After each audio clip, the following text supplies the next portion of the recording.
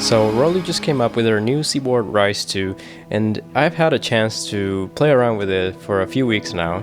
I got it in the mail ahead of time before it's released. In my last video, I wrote a score from scratch using this instrument in Logic Pro, and I used sounds from Equator too. You can check out my last video to learn more about my process and how I use this instrument. In that exercise, I spent a lot of time writing music to a teaser trailer that Rolly put out earlier this year announcing this instrument. Along the process, I found several things that will inform my composition process from now on, and I would like to chat about these things with you in this video. I've had a lot of experience using the Seaboard instruments. I've been a Rolly user for several years now, starting in 2016 with the original Seaboard Rise that I have right down here.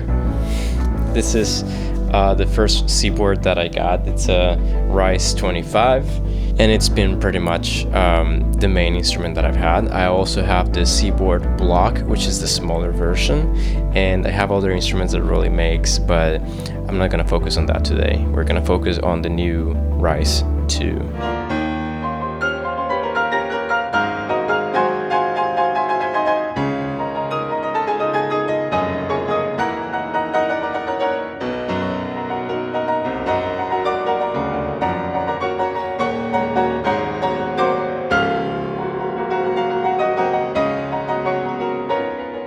I went to school for classical piano and studied Chopin and Ravel and Rachmaninoff, and when I saw that this instrument was out in the market, I was really excited to try it out. And ever since I discovered the Seaboard, I have been interested in developing my skills in it.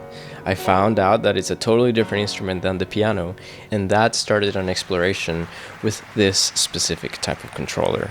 Back in 2018, I started making YouTube videos, making covers of very popular film scores such as Black Panther and Interstellar and Coco and a lot more of those. And that's what really got me fully into this instrument, and it got me very interested in exploring using it in my own work.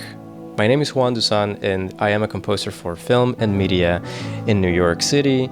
I have been doing this for the last few years and had the chance to work on beautiful productions by Wes Watson Jr., HBO, Winning Time, Francesca Scorsese, and the films I've worked on have been screened in several film festivals around the world. Most of the films that I've scored use the Seaboard as one of the main instruments, and this is also true for my own albums, such as Voyage and West 56. So I really incorporated this instrument into my daily life and my professional life. For this review of the RISE 2, I would like to focus on three main things: hardware, software, and ease of use. Let's have a little refresher on MPE instruments and what they are. If you've never used a Seaboard before, it's essentially an MPE instrument. MPE stands for multi-polyphonic expression, and it's a technology that uses 5D touch to make sound more expressive. This basically means that you can play the Seaboard and generate sound in 5 dimensions. The first dimension is attack. That's when you press the note, and depending on the velocity of the note, there's going to be something that happens to the sound. The second dimension is press. This is when you press into the note. This will also modulate the sound, making it sometimes more intense or triggering an additional effect. The third dimension is slide. This is when you move your finger up. This will also modulate the sound in a way. The next dimension is glide. This is when you have your finger in a key and then you move left or right. This generates the pitch bend effect or gliding effect. And then lastly, we have the aftertouch. Aftertouch is when you release the notes. Depending on the velocity of when you release these notes, you're gonna hear things in certain sounds. All of these parameters combined make the Seaboard a very complex and expressive instrument. If you think about it, the amount of MIDI information that is being recorded in this instrument and that is sent to the computer, it's insane. Not only you have a ton of controllers and parameters being recorded all at once, but also you have independent notes. So for example, if you want to glide with one note, but another note just stays and then you slide up, You can do both of those things independently, and that is something that you can't do in a conventional keyboard. When you try to use the pitch bend wheel in a conventional keyboard, you press all of the notes and either everything goes up or everything goes down, but there's no independency. This also means that every single note that you play on the C-board will have its own set of MIDI information transferred to the computer. So there's a few implications for this, and I'm gonna go into them later in this review. All of these things that I just talked about, I feel that make the C-board very similar to playing a violin or a cello, where you have to think a lot about intonation, pitch, dynamics, intention. This instrument looks a lot like a keyboard, but it is definitely not one, and you need to use a totally different technique to play this. So this can represent challenges for someone who is a keyboard player coming into the C-board to learn it. So now that we've finally gone through that recap of what the C-board is and this technology, let's get into the nitty-gritty of their new RISE2.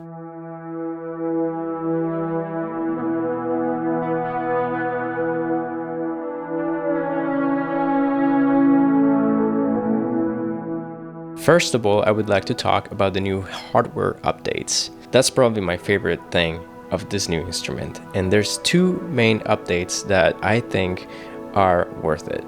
Number one is the new finish. As you can see in this instrument, it has a new metallic blue color on the edges. This is a very, very nice touch. I think that it stands out a lot more. It's a lot easier to see these controllers on the left side, of course, and I think that if your idea is to play this instrument live, it's gonna look pretty cool on stage. This new C-board comes only in the 49 key version, that's the long version. Here's an example of how different the size is from the previous model that I had. The second hardware feature that they updated that I think is probably the most important one for me as a performer and composer is the new Keywave 2.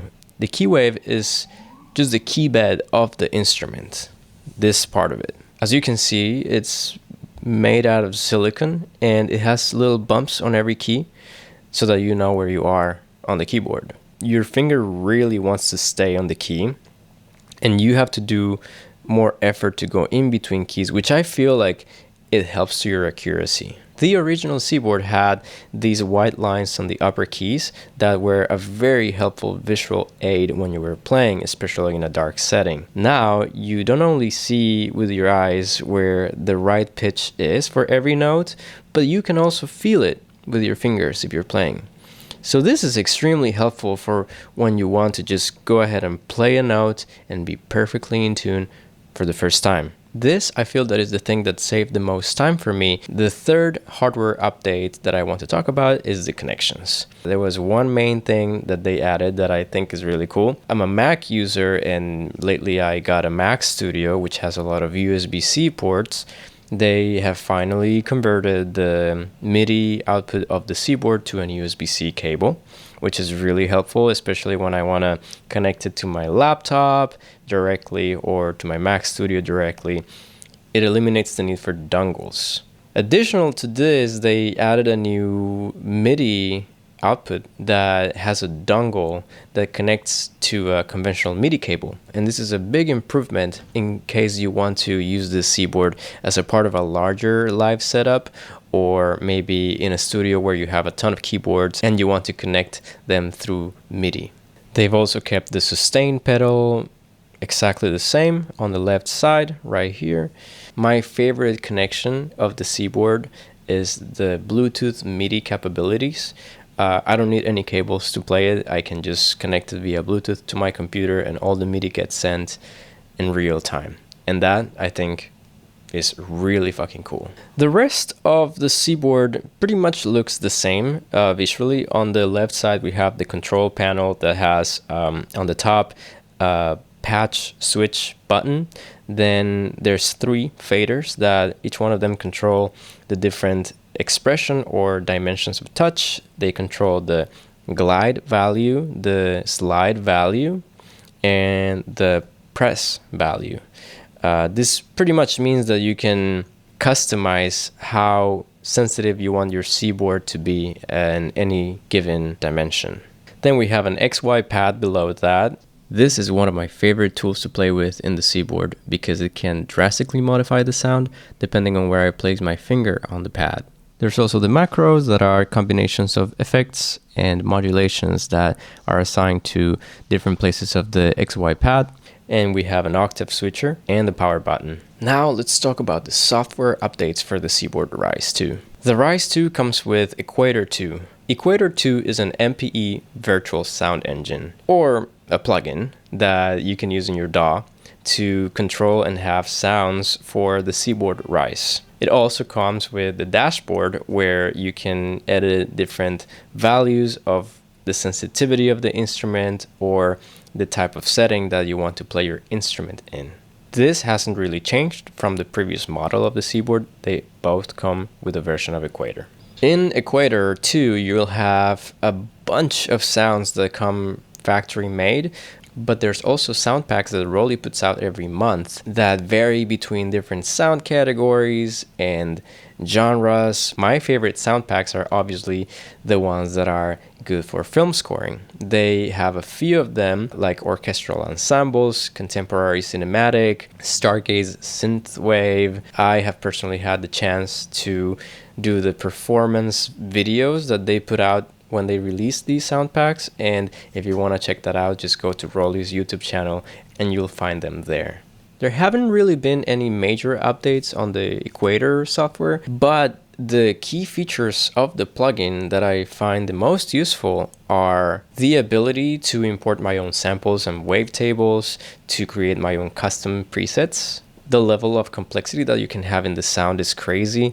You can have up to 6 oscillators going in different synth engines or sampling or granular synthesis. There's also a vast selection of audio effects that you can use to modify the instruments. And there's a very, very detailed section where you can edit the MPE controls and you can make your keyboard respond a little different for every parameter. All of these parameters in Equator are fully customizable. Now I'd like to talk about features that I wish Equator 2 had.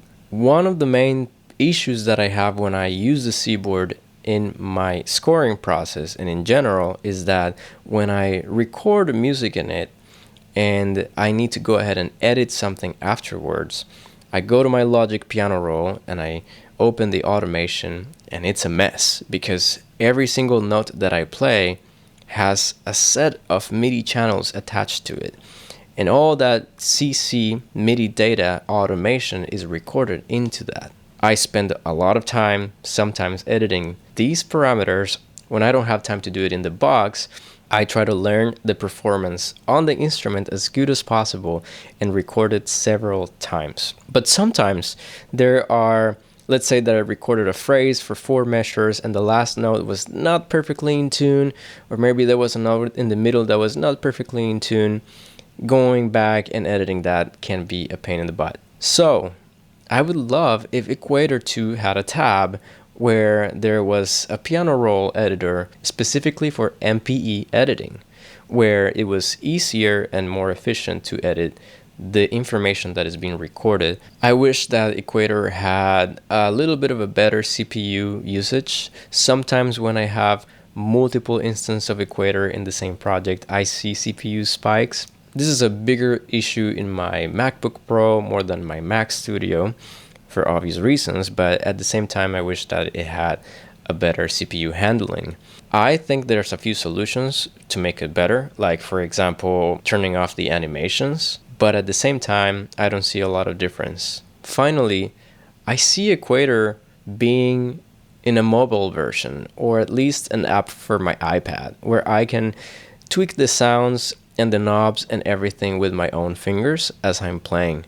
I feel like that would be a really cool addition to the entire organic experience that it is to play an MPE expressive instrument. Now let's talk about the ease of use of the keyboard RISE2. I think that this is an instrument that you need to learn how to play. If you want to perform with it live or record your own music, I feel like you should spend some time learning it.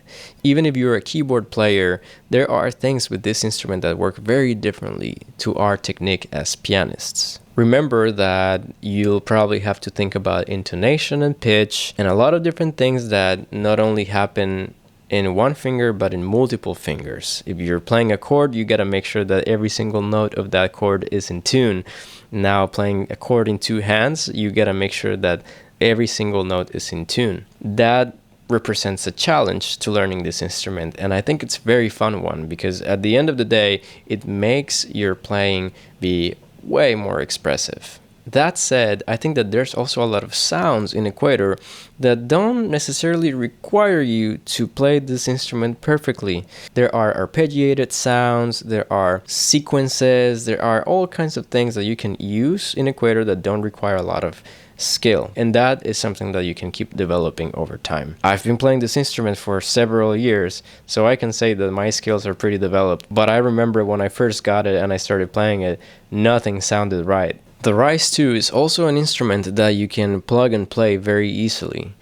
For example, when I got this instrument, I already had Equator installed in my computer, already had all the software required.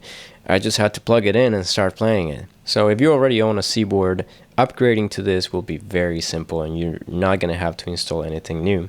On the other hand, if you're a new Seaboard user or someone who's trying to get this instrument, you'll just have to download the software from the Rolly website, make your account, and then you'll connect this, and that's automatically going to be set up for you to start using it. One caveat of this specific model of the Seaboard is that it's a little big, so you might want to have a good case for it to transport it around.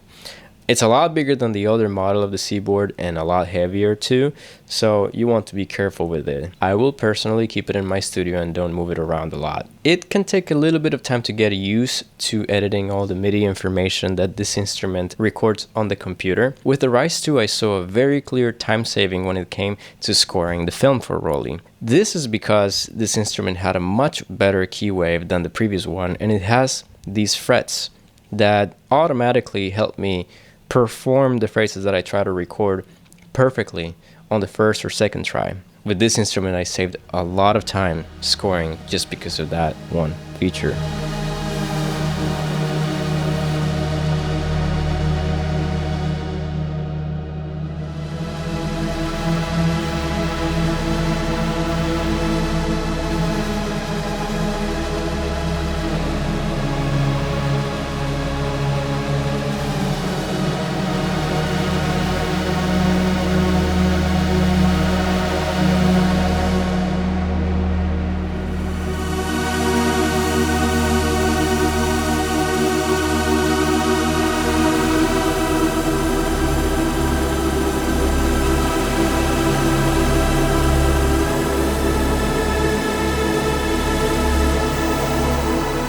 I've always loved the Seaboard, and I love the organic nature of the sounds that it produces and how that combined with my music make my own voice as a composer. I think the RISE2 has everything amazing that the original Seaboard Rise had to offer, but it goes another step in making the playing experience a lot more enjoyable. The new upgrades are really cool, and I think they really make a point in making this instrument even better than what it was. I actually didn't use my Seaboard Rise that much with orchestral instruments. I prefer to use those string, brass, and orchestral sounds made by other companies. But with this new instrument and the sound packs that Rolly has put out recently, I actually found out that I'm missing on a lot of these really cool sounds that they have to offer. They've come a long way since I first started using the Seaboard, and I believe that I'm gonna be using this instrument a lot more in my compositions from now on. I think it's a great tool for layering sounds, and absolutely, I think it's the best when it comes to organic synthesizers. Now, here's the main question. Should you get the Seaboard RISE2? If you've never had an instrument like this, and this is your first time venturing into MPE music making and Rolly and the Seaboard, I would say absolutely, totally get this model. I believe this is the best version of the instrument that is being made, and I genuinely enjoy playing it. Beware that there are a few things that might limit you from getting this instrument, and one of them is the high price tag. This instrument goes for around $1,400, and this is also the only size that it's being made. They don't sell 25 key version of this instrument like they used to sell before in the previous model. So this is really the only option. In my opinion, the bigger size keyboard is really cool because now I can use both of my hands to play it. Anyway, so that's my review of the Seaboard RISE2 by Rolly. I hope you found this helpful and interesting, and that you're now maybe a little bit more inspired to go into this world of MPE and Rolly and Seaboards and all of this fun stuff. I'll see you in my next video, but please don't forget to check out the video I made of me using the Seaboard RISE2 to score a film from scratch. In this video I showed the process, and you can see everything from me setting picture to playing around with ideas and scoring the film and exporting it and everything in between. Alright, I'll see you in the next one.